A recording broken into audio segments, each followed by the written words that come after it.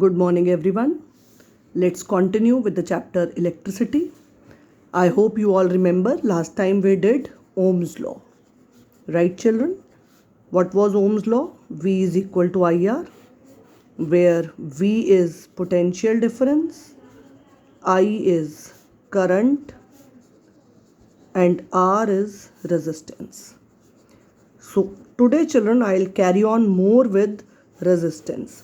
And to recapitulate, I'll remind you more कि if we draw VI graph, it came to be straight line और इस graph का slope, हर चीज़ का slope क्या होता है? Quantity on y axis upon quantity on x axis, that is V by I, और V by I क्या है? R, that is resistance. So let's study more about resistance today. Right, children? सबसे पहले मैं आपको ओम्स लॉ के फॉर्मूले में से एक चीज़ दिखाती हूँ. If I write mathematical form of Ohm's law again, this is V equal to IR, तो I comes out to be V by R. See children, I is V by R. That means if resistance will increase, current will decrease. आप देख रहे हैं resistance denominator में, जितना R बढ़ता जाएगा mathematically उतना I कम होता जाएगा, यानी रेजिस्टेंस बढ़ने से करंट कम हो रहा है. तो how do we write? Resistance is obstruction, hindrance, रुकावट in the path of current.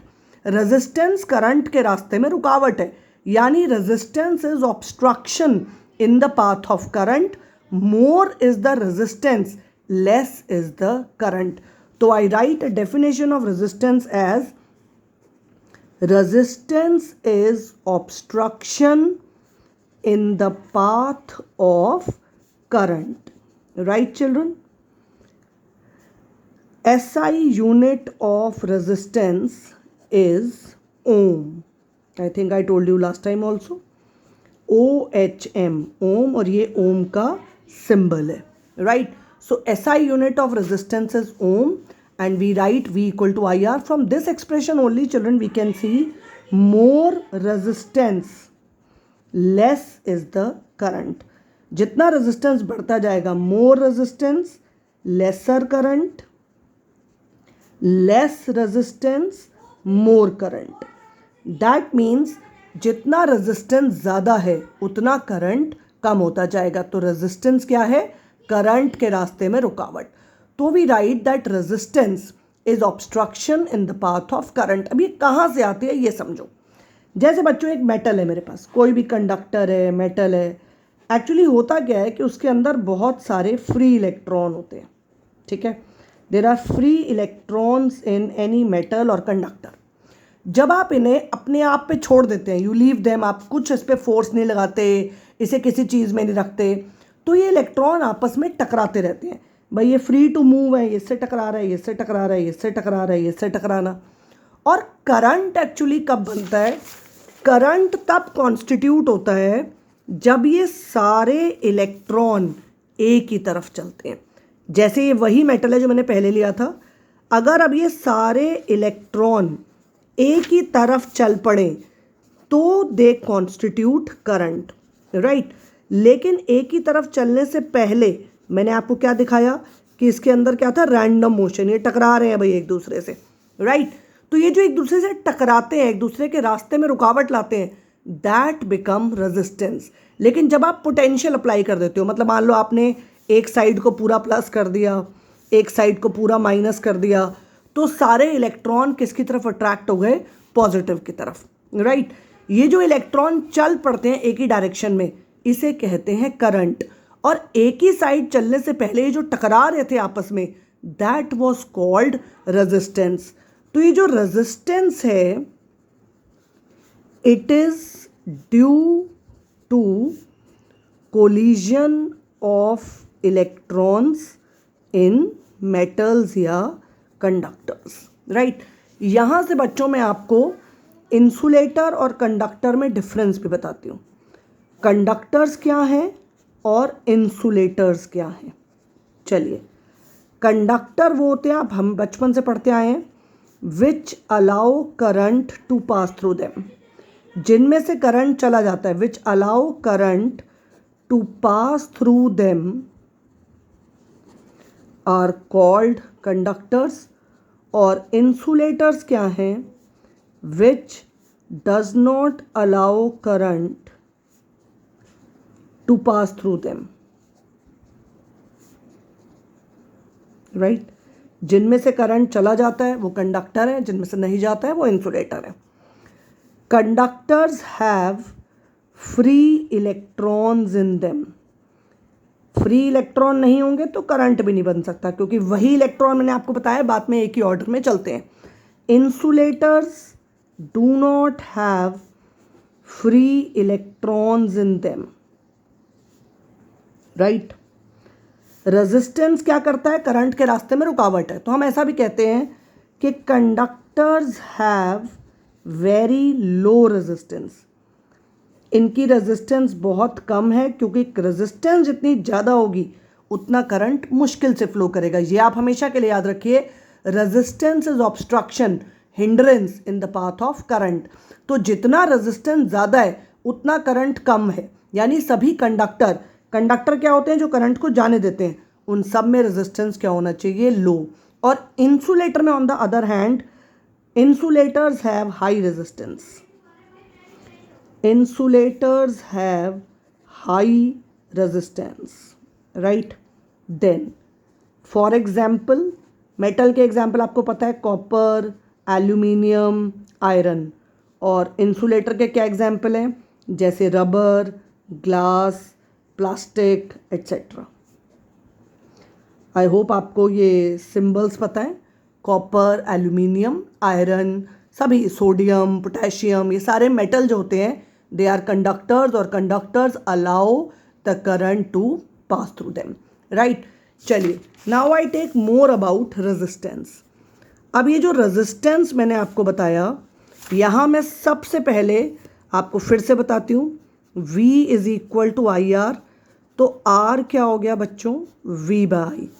R का यूनिट है ओम, इसका यूनिट है वोल्ट, और I का यूनिट है एम्पियर। चलिए, आज हम एक दो क्वेश्चन ओम्स लॉ पे न्यूमेरिकल भी करेंगे। मेरा साथ देंगे, उसके बाद आप बुक के कुछ क्वेश्चन खुद करेंगे। I start with question number 1। Suppose a question come, 220 volt is applied across a conductor and 10 ampere current flows. Find resistance of conductor. चलिए, सबसे पहले आप मेरे साथ ये समझिए that what all we have to substitute. 220 volt, that means V is how much? 220 volt. Conductor of current, I is how much? 10 ampere. What I have to find? R. According to formula, children, V is equal to IR. If V is equal to IR, it means V is 220, I is 10, R I have to find. तो R comes out to be 22 ohms. Check कीजिए. Am I clear about the question? Have you understood, children? V is this, I is this, R I have to find. Children, be careful, क्योंकि electricity में से numerical ज़रूर आता है। चलिए, let me do one more question, फिर मैं आपको दूंगी। आइए, अगर इस तरह का क्वेश्चन आ जाए बच्चों, a conductor of resistance 40 ohm carries a current of 5 ampere. Find potential difference across conductor. चलिए, ध्यान दीजिए, आइए मेरी तरफ, और ये सारे क्वेश्चन करके आप मेरे को दिखाएंगे भी अभी स्टडी ग्रुप पे। A conductor of resistance 40 ohm, तो R कितना हो गया बच्चे? 40 ohm। करंट 5 एम्पियर, I कितना हो गया? 5 एम्पियर। और आपने क्या निकालना है? Potential difference V, right children. What is V equal to IR। अब आपके पास I कितना है? 5, R कितना है? 40, तो V आ गया 5 4 20, दैट इज 200 वोल्ट। चेक कीजिए everybody, I repeat for you all, a conductor of resistance 40 ohm carries a current of 5 ampere. Find potential difference across the conductor. Children, R is 40, I is 5, V equal to IR. I मुझे पता है, R मुझे पता है, I'll calculate V. Simple. चलिए एक और question देती हूँ, ध्यान से करेंगे. A conductor is kept at 200 volt and it carries, ध्यान से को समझेंगे question, a current of 40 ampere. How much current same conductor will carry? How much current same conductor will carry? I'm sorry children, if kept at 220 volt. चलिए I make it. A conductor is kept at 200 volt. पहले question समझो. एक conductor को आपने 200 volt पे रखा है, तब उसमें करंट जा रहा है 40 एम्पियर. उसी कंडक्टर में वो कहता है कितना करंट जाएगा अगर आपने उसे 220 वोल्ट पे रखा है. देखो बच्चों, जो कंडक्टर है, आपको याद है मैंने आपको बताया था कि जब V प्रोपोर्शनल टू I होता है तो प्रोपोर्शनैलिटी हटा के आप लगाते हैं R. अगर आपको याद हो तो मैंने बोला था this R is a constant, यानी इस R की वैल्यू नहीं बदलती है. R हमेशा क्या है? Constant. It will never change. तो अगर एक कंडक्टर को आपने पहले 200 वोल्ट से लगाया है, अब 220 से लगाया, तो उसमें क्या नहीं बदलता? रेजिस्टेंस, क्योंकि रेजिस्टेंस क्या था? Constant of proportionality. It will never change. तो चलो मैं पहले पार्ट से R निकाल लेती हूँ. फिर कंडक्टर वही है तो R वही रहेगा, V मुझे पता है, फिर मैं नया I निकालूंगी. चलिए पहले पहली कॉन्फ़िगरेशन में V दे रखा है 200, I दे रखा है 40. फॉर्मूला हो गया V is equal to IR. V is 200, I is 40, तो आपका R आ गया 5 ओम. चेक कीजिए, 4 1 ज़ा 4, 4 5 ज़ा 20. ठीक है. इसी के सेकंड पार्ट में यानी कि अब R नहीं बदल सकता, R विल रिमेन सेम. इसी R को अब वो कहता है अगर आप 220 वोल्ट से लगा दे तो कितना करंट जाएगा. तो what will be its second part children? V is equal to IR. आपके पास V है आपकी बार 220, I आपने निकालना है और R आपने निकाला है हाउ मच? चेक कीजिए, आपने R कितना निकाला है? 5 ओम. चलिए R आई विल पुट 5, तो I will come out to be 220/5. चलिए मदद कीजिए मेरी इसकी कैलकुलेशन में. 5 4 ज़ा 20, राइट? 2 5 4 ज़ा 20. It will come out to be 44 ampere. Everybody check the calculation. Am I clear about it? चलिए अब मैं आपको NCERT की बुक में से 2-3 क्वेश्चन दे रही हूँ जो आप अभी करके मुझे स्टडी ग्रुप पे भेजेंगे. Right, the questions are, come to page 208. Page 208 पे देखिए 12.3 और 12.4. ये 2 क्वेश्चन आप अभी करके मुझे दिखाएंगे स्टडी ग्रुप पे. पहला क्वेश्चन समझ लो. How much current will an electric bulb draw from a 220 volt source if resistance is 1200. देखो बच्चों, V दे रखा है, R दे रखा है. क्या फॉर्मूला हो गया? V equal to IR. Second में भी how much current will the heater draw 220 volt 100 ohm. 2 question है अलग अलग, दोनों में फॉर्मूला लगेगा V इक्वल टू IR. पहले V और R दे रखा है, फिर V और R दे रखा है, दोनों केसेस में I निकाल लेंगे. चेक कराएंगे मुझे. 12.4 समझो.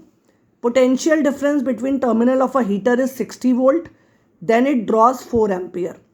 How much current will it draw if it is increase to 120 volt. ये बिल्कुल वैसा क्वेश्चन है जैसे मैंने अभी आपको कराया. देखो बच्चों, इसमें पोटेंशियल डिफरेंस है 60, I है 4, फॉर्मूला लगाइए V equal to IR, R निकाल लीजिए. राइट, अब सेम हीटर है तो R तो सेम ही रहेगा. फिर दोबारा फॉर्मूला लगाइए V equal to IR. V दे रखा है, R दे रखा है, I निकालिए. Example 12.3, 12.4. Example 12.3, 12.4, page 208 NCERT. Solve करके send me in study group. Right children, ये आज का आपका काम है। जो क्वेश्चन मैंने कराए हैं वो भी करिए, और जो मैंने आपको होमवर्क में दिए हैं वो होमवर्क नहीं है, क्लास वर्क है। मतलब आप मेरे साथ बैठे हैं, ऑफलाइन समझो क्लास को, आप क्लास में बैठे हैं, मैंने 2 क्वेश्चन करा के आपको प्रैक्टिस के लिए 2 क्वेश्चन दिए, सभी बच्चे करके मेरे को भेजिए इसको। I am waiting in the study room. See you in next class, take care.